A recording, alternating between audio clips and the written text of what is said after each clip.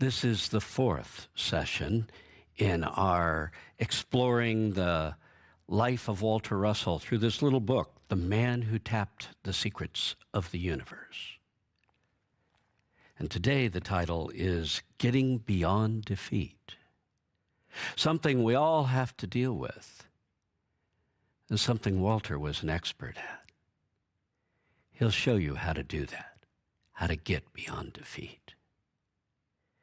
Now, if you enjoy watching, please click the like button and subscribe to our channel. And you can also feel free to share it with your friends. And if you would like to make a donation to Unity Orlando, just go to our website at unityorlando.org and click on the Donate Now button. Let's explore how to get beyond defeat. Jack, for Labor Day, I thought we'd take on the labors of life, you might say. So the title is Getting Beyond Defeat. Getting beyond defeat. Next week we'll talk about how I can do anything. Today we're going to talk about the days you're pretty sure you can't. The days when the world seems to get the best of you. And it happens to the best of us. It's just part of life. Somewhere along the way, we get the idea that if we get really good, we'll never fail. And for some reason, we have demonized this experience called failure. When really failure is just one of the steps along the way to success. And if we understand that, we can go through an experience that seems to knock our feet out from under us and just get up and keep walking toward that success that lies before us. So, we've been studying, or we've been using as a basis for our subjects, the life of Walter Russell that was outlined in this little book, The Man Who Tapped the Secrets of the Universe. Well, today I'm going to read another section to you, another couple pages, in which Glenn Clark, who's interviewing Walter Russell for this book, finally has listened to him. Remember, this is the man that was described as the Leonardo da Vinci of our age. He did everything, okay? Didn't seem to be anything he couldn't do. And he could, well, he skipped from a painter to a sculptor immediately. No practice time, no instruction. If need came up, he asked the spirit within how to do it. He turns out a masterpiece, right? Okay, so you start to begin to think, this guy is so connected that I'll bet he never failed at anything, right? And if so, that puts him in a whole different league from us. And he sets the record straight. No, I'm just like the rest of you. Here we go. Glenn Clark says, what about defeat? Have you ever failed in anything? Oh, gracious, yes, he replied. I've had my share of what one calls defeat, and in plenty. I've made and lost fortunes, seen great plans of mine topple through my own errors of judgment or through other causes.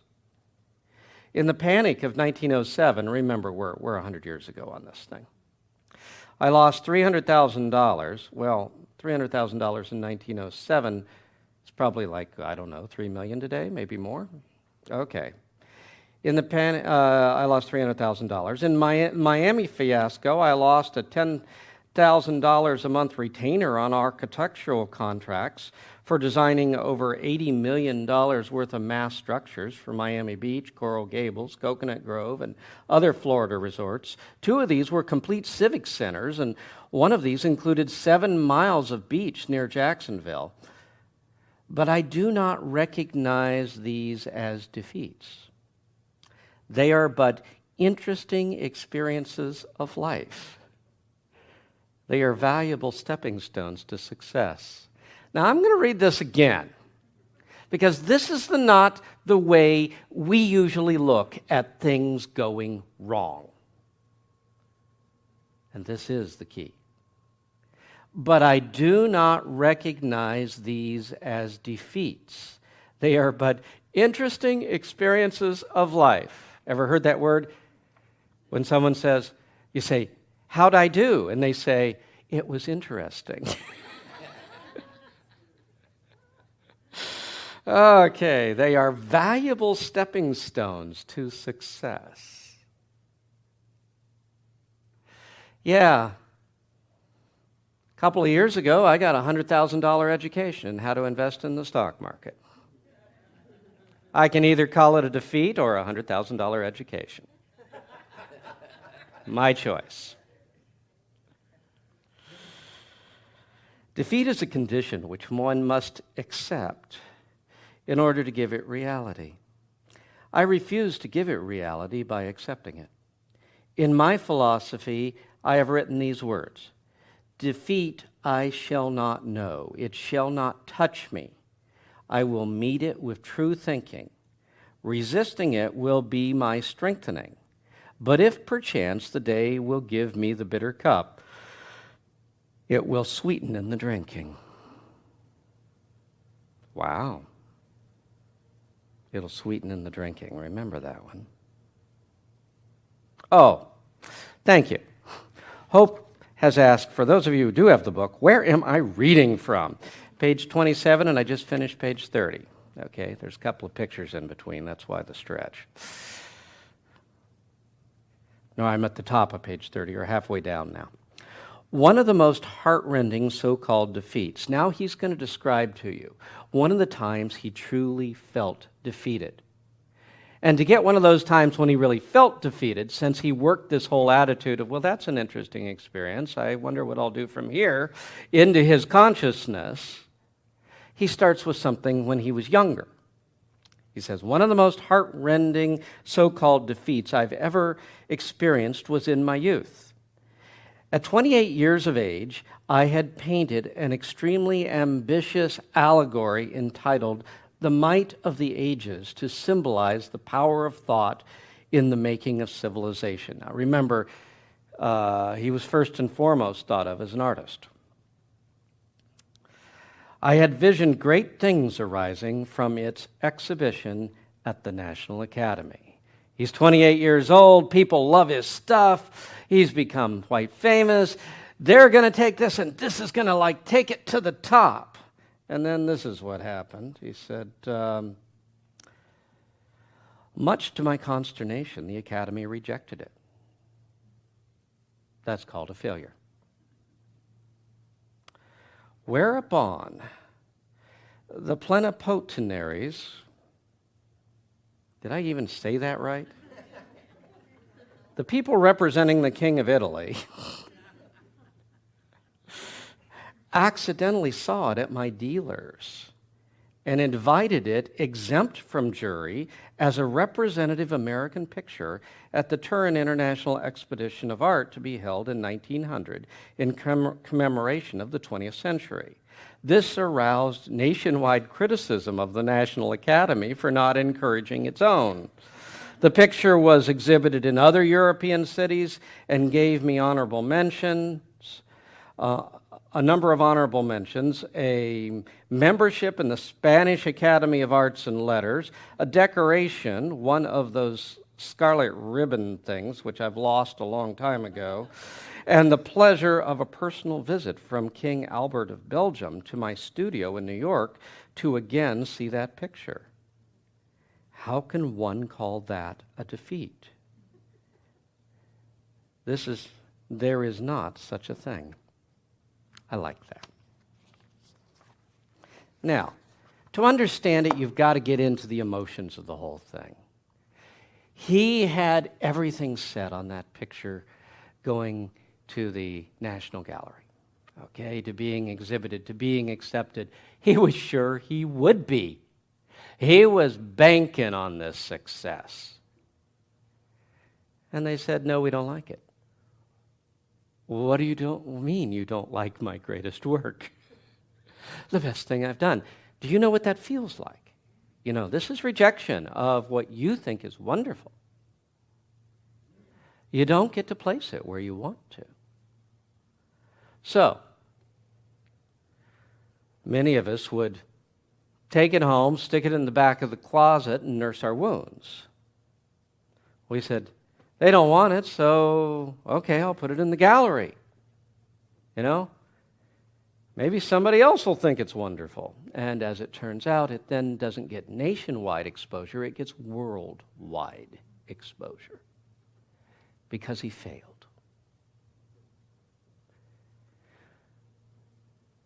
I love to say, I got a $100,000 education in investing.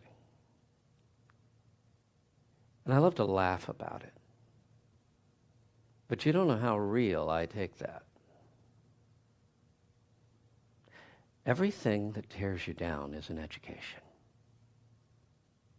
And if you take it as such, it becomes the means to eventually succeeding in some way. Maybe not where you thought you were going to go, but it eventually leads to success. What Walter Russell is pointing out here is that defeat is a state of mind. It's accepting that it's all over. It's accepting this is end game, I'm done, I lost.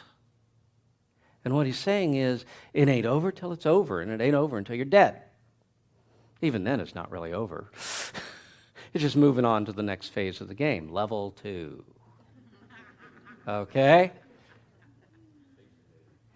Space Invaders, well, if that's your choice. Yes. In the end, do you accept it as a failure, or do you accept it as an interesting experience that has taught you something? That's the difference. And if you accept it as an interesting experience that has taught you something, you're still in the game. And you will eventually succeed. Now that's a spiritual principle. He's describing it in secular terms, but this is a spiritual principle.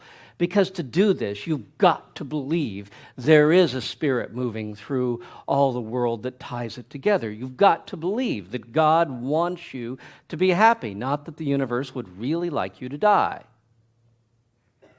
That if I don't fight, the universe will kill me. But actually, the universe loves me. You've got to believe there's divine order out there and that everything I go through has a purpose, even though it seems so purposeless. It has a purpose. It'll teach me something. It'll make my soul expand so I am ready to embrace a greater life than I've ever embraced before. So, today we want to talk about how you get there. Because when that painting first gets rejected, your first thought is usually not, well, that was interesting. You've usually got to come around that. You got to move yourself out of all those negative emotions that are accepting defeat. And back into, okay, I'm still in the game. So, today what I've got is I've got reminders to help us get beyond the failure experience. I mean, the failure experience, because that's exactly what it is. When something bad happens, when you fail at something, don't you feel it right here in the pit of your stomach? And you can almost feel yourself contracting. You're pulling in, you're pulling out of life. And the more we contract, the more we pull out of our contact with the universal that moving through us can create wonderful things. So we want to get beyond this experience and back into the realization that I am God's beloved child, even if this didn't work out. The truth is, you are God's beloved child. The fact is, something just happened that wasn't so nice. Let's go back to the truth. The fact never changes the truth. They're just the facts. And the facts are constantly changing. So here we go. Number one, Defeat is a state of mind, not a state of circumstance. Please remember that. The world did not beat me. This situation did not destroy me. It did not ruin my chances. It's not end game. Do you know how many billionaires have been penniless? And as he said, I lost fortunes and made fortunes. The real spiritual abundance is not always having enough that no one can ever take it all away from you, but the realization that if they do, I'll build it right back. It's no big deal. That's the realization of abundance. That it can't be taken from me because it's a state of mind. And defeat is a state of mind too. It's a state in which you say, I've given up. It's over. I accept this as my final answer. You sure it's your final answer? Yep, final answer. Positive? Yep. Okay. We keep thinking defeat is a state of circumstance, that, when the facts don't match what we want, we're defeated. But the facts are always changing. So the first realization is the game is only half over, as opposed to accepting defeat. When the facts say, you're done, you say, no, I failed. Good. I'm halfway there. In other words, failure is a mile marker on the path to success. Can you move into that state of consciousness? Now, if you were a salesman, you must learn that. Now, for those of us who don't take rejection well, we have a hard time in sales jobs. Because after the third person says no, we're really slow to go up to the fourth, and we're even slower to go to the fifth. But a good salesman knows that every rejection is taking you that much closer to an acceptance. Can you apply that to your life? Can you say, okay, this may not have worked out, but I'm going to learn things out of it. I know God's in charge, so there must be something for me to learn from this. I'm going to learn from it, and it's going to make me that more capable of succeeding. It's training me to succeed. Your failures are training you to succeed. So, let's talk about, I got a scripture here for you. It's Genesis 50:20. It's Joseph in Egypt when he confronts his brothers finally, and he says, you thought evil against me, but God meant it for good. You meant it for evil, God meant it for good. The world sometimes means things for evil in our lives. Sometimes things happen that aren't fair. Sometimes things happen that seem to knock the pure living tar out of us. But God meant it for good.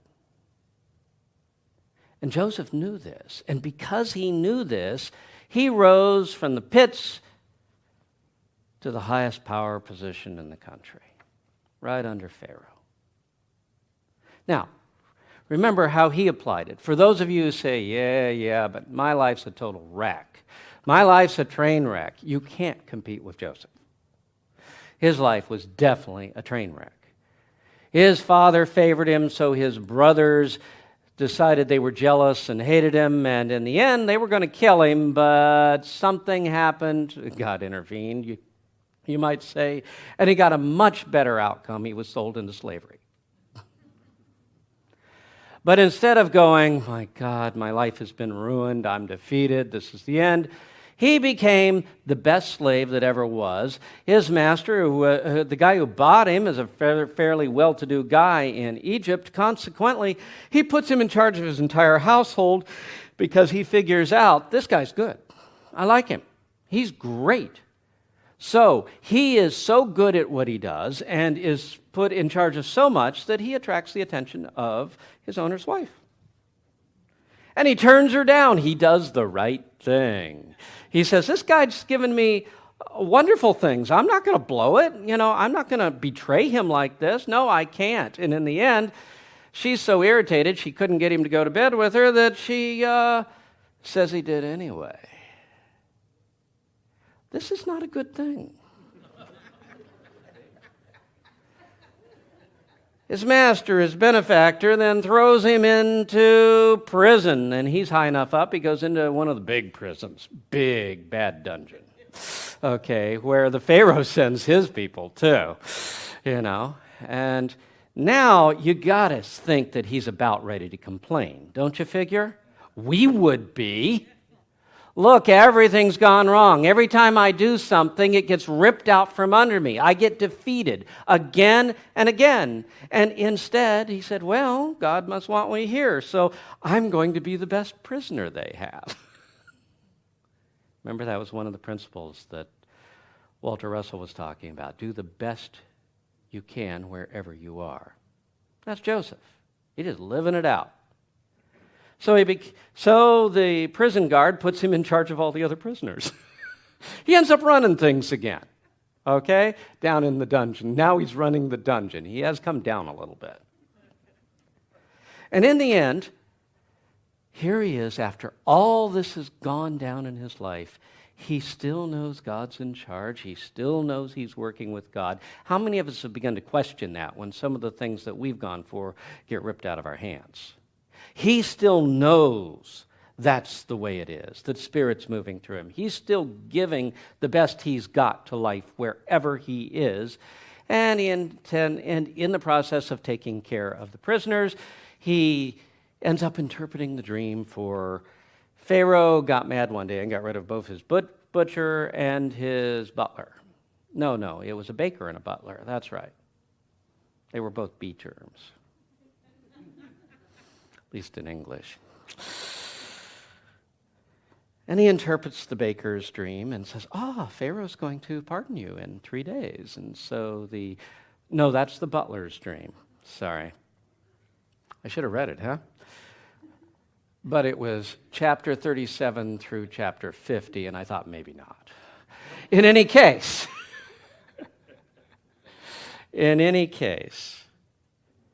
since the dream was good for the butler, the baker says, and his interpretation wasn't so good. And it turns 3 days later, of course, the baker is beheaded and the butler goes back and gets his job back, just like basically Joseph said it would be.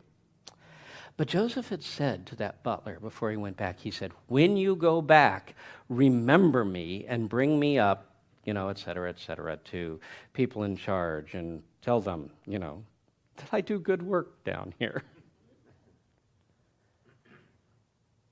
And the butler forgets him. Nothing's gone right so far, right? Except that each time he gets knocked lower, he just does as good a job as he can wherever he is. Well, a year later, Pharaoh's got a dream going on, and nobody can interpret it, and the butler remembers this guy who interpreted his dream, so they call up Joseph, and of course, you know the story. He goes through the process of saying, well, the interpretation is that you've been warned by God. We got 7 good years, and then we're going to have 7 years of pure famine. And your job is to try to prepare for this. So you're going to have to find someone and put them in charge who can collect enough grain. 1/5 of everything that comes in should cover the 7 years. Okay? So 1/5 of everything that comes in, you're going to store it in all the towns. He's actually got a whole plan. He's pretty good.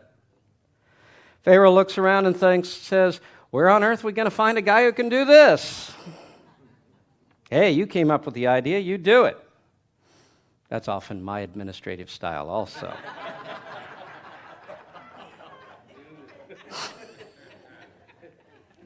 But the bottom line is he comes straight out of the dungeon, thank you. And Pharaoh has put him in charge of everything. Everything. Why? Because the world around you may have seemed to mean it for evil, but God means it for good. And if you can stay in that energy, and of course the lesson here is it may not happen overnight, but if you can stay in this energy, you will succeed. So, the energy of defeat, you know what it feels like. and it destroys a life. The energy of success. Do you remember what that feels like? It's gratitude. It's trust. It's joy. It's positive expectation. And in the end, I'm talking all feelings here. It's the feeling of success. The first step is to realize failure is just a mile marker on the path to success. I don't want to give up my expectation of success, my feeling of gratitude to God for what's coming to me. The second one, now I'm going to have to go a lot faster. It's my longest one. It's in divine order. It's in divine order. Okay? When everything goes wrong, that's when you want to say, it's in divine order. Because usually we say, I'm done for. No, it's in divine order. That's the recognition you are still on the path, that there is a higher power in charge. You're going to learn something from what you just went through, and you're going to do better next time, right? So, the scripture, John 21, 1 through 7, which I'm not going to read to you. I'm going to just tell it to you this time. Once again, Jesus is meeting with the disciples after the resurrection, okay?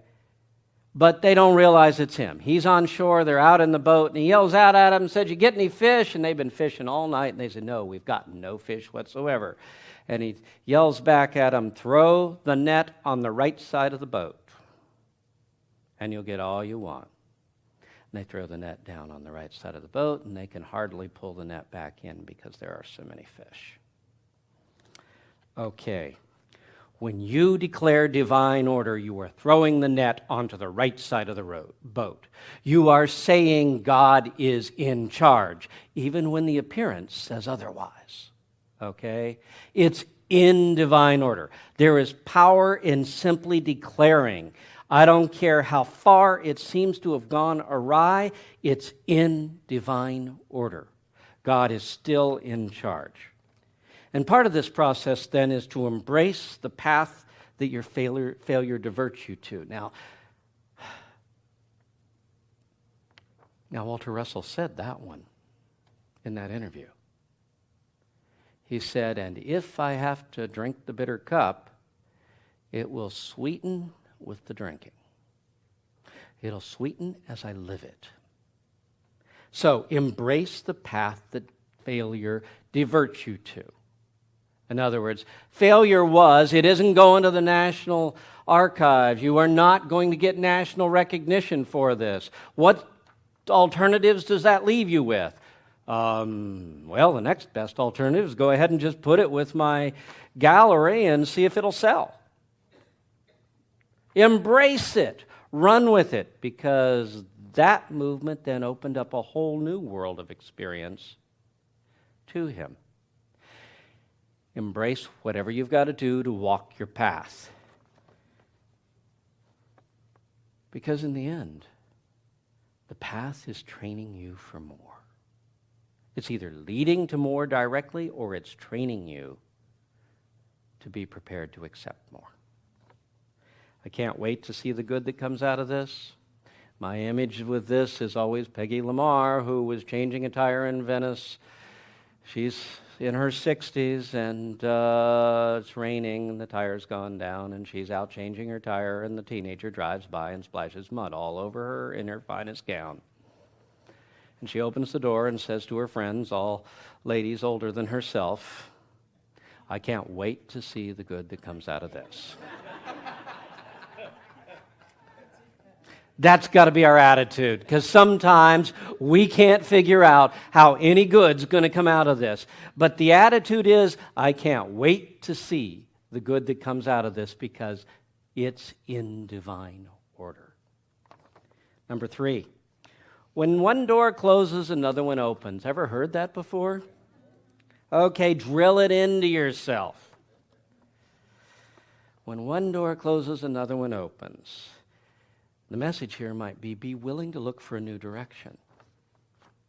Usually we want to stand at the gate of the door that closed to us and bang and say, no, I don't, I've got to.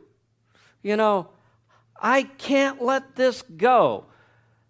It's time to look for a new direction. When one door closes, look to see what will open to you. And when you take 4T, one of the things we'll first say is, we hope you will get what you pray for, but we guarantee you'll get what you need. I may not have gotten what I asked for, but I got what I needed. That's what you need to know. Can you use that? Can you say, okay, life didn't go where I thought I was heading it, but it gave me what I needed. Sometimes the aspirations we have, we really aren't strong enough to handle yet, and we don't know we aren't. And it's going to take some experiences to build the strength to be ready to be who we want to be. Number 4, play the piece in front of you, even if you can't see where it will lead. Eventually, the next step will present itself. This is a big one because we say, I got this one thing I can do, but that won't get me where I want to go. I'm sorry, sometimes it takes 10 moves to win the game, not one. Make the move in front of you. You say, but where would I go from there? After you make the move, we'll discuss it. The bottom line is, do what's in front of you and know that if you wait a little while, the next step will appear. And you'll say, well, that step doesn't get me where I want to go either. Then take that one. And trust that there is a divine intelligence moving through these steps that open up to you. I can get beyond this, but I may have to go by a path that is not of my design. Number 5, slow and steady wins the race. Hang in there for as long as it takes. It took Joseph a while, but it was worth it. I mean, he's thrown. This was years went down in which things simply progressively got worse and worse and worse, but he would not give up, knowing that God was in charge of his life, and he would do the best he could with wherever he went, and that good things would come out of this. And good things did come out of this. In fact, the best in the world. Things he could not have imagined came out of it. So, just like the tortoise and the hare. The tortoise steady takes one, keeps plodding along. That hare says, hey, look at me, I made $1 million. And then the next moment he lays down, goes to sleep, look at me, I lost $1 million, and we're saying, well, I'm 10,000 to the good, etc. You slowly but surely keep going. Part of the way I say this is survival is success, right? What I'm saying is sometimes you've just got to hang in there. For Joseph, survival was success. Every place he went, he simply survived and did the best he could. He had to just survive the experience. And for many of us, that's the way it is. You've got to survive the foundation that's being laid for the good stuff that lies ahead of you. So quit worrying about winning the race because you're so all fired fast. Win the race because you won't give up. That's your strongest stance. Never give up expecting success. Never give up expecting success. And I don't like to put limits on things, but in the back of my mind, I think of the 2-year rule. The guy that I interviewed at one point from Cuba who wanted a whole new, he said, I need a whole much better life than I have right now. And at one point, we got to the fact that 2 years ago in Cuba, he wanted everything he had today. Now, the fact that today he wanted more is beside the point. The bottom line is everything he'd prayed for had come through. It just took a while. Now, some of you will say, You know, it's been a little longer than 2 years. Well, then we go to the 5-year learning cycle. Or it's been 3 years. The truth is, the rule is not the amount of time. The rule is if you endure whatever your amount of time is, you'll get there. That's the way it works. The number 6 is concentrate on the feeling of success and let go of your failures. We usually do the opposite. We obsess on our failure and we let our successes go before long because, darn, we've got this little failure over here. We need to turn it around. Concentrate on your successes. Let your failures go. Part of the way you let it go, you turn failure energy into the commitment to do better. See, failure is a distinct energy. It's this, what do I want to say? Regret that I got myself into this situation, that I made this decision, that I didn't somehow see this coming at me and step aside from it. It's this deep feeling of defeat. And what I'm saying is, turn that feeling of defeat into a feeling of commitment. Next time, I'll do better. If this comes up again, this won't happen. I'll do a whole lot better next time. I won't miss this next time. Turn it into a positive commitment instead of that which just nullifies and disempowers you. Fill your consciousness, on the other hand, with gratitude, joy, love, and positive expectation, and keep it there. Gratitude. What are you grateful for? I got so not to be grateful for. Look at what you do have to be grateful for. Joy. But nothing's happened recently. Joy comes from within. Choose to live your life in joy, whatever you're doing. Love. Open your heart. Positive expectation. Don't give in to that image that everything's fallen apart. It's just an interesting experience that's preparing me for something greater. And blinders. That's what I called it.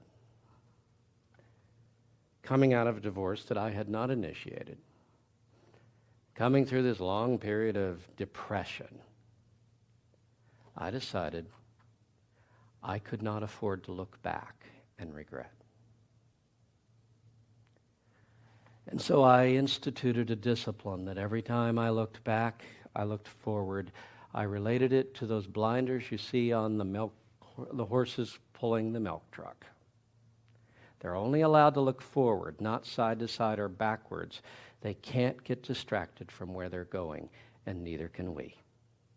Keep positive expectation on where you're going. So we're going to close it off. I will send you home sometime today. I'm going to call it number 7. Affirm success until you can capture the feelings of success. Affirm it and declare it until you can feel it. So here we go. We're going to do that right now. Number 1, the universe wants me to be happy. Everyone, the universe wants me to be happy. My life is in divine order and good things happen to me. My life is in divine order and good things happen to me. God is teaching me what I need to know to claim my highest good. God is teaching me what I need to know to claim my highest good. I am grateful for everything in my life. Think a second. We're going to say everything. Together. I am grateful for everything in my life. I love my life. I love my life. Let's close our eyes and feel it. The universe wants me to be happy. My life is in divine order and good things happen to me.